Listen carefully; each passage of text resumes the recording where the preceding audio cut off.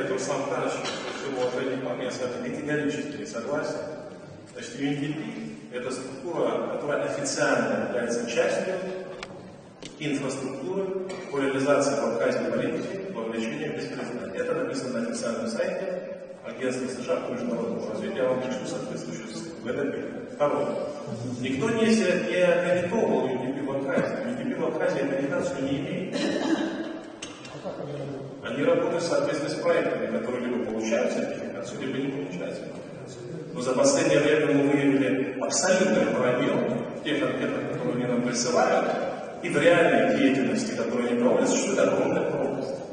Руслан Иванович, огромная пропасть. Просто колоссально. Это пробел, это манипуляция. И с нами так нельзя, мы суверенное государство. Когда обращаются к нам UNDP, они обращаются к нам мистер Шампан, мистер Арзен, мистер Брайан. Они не признают нас просто. Мы для них никто. Те люди, кого вы защищаете, мы для них никто. Они наш суверенитет не признают. Если вы переживаете за суверенитет, давайте как-то объективно относиться к позиции структуры, которые не признают наше государство.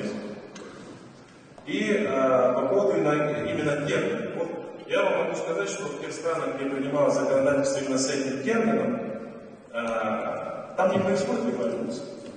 Там шансы гораздо меньше на революцию.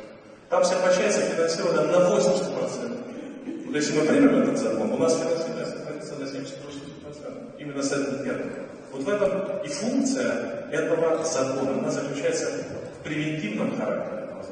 Человек не должен хотеть туда попасть, а тот, кто его финансирует, не должен хотеть его финансировать.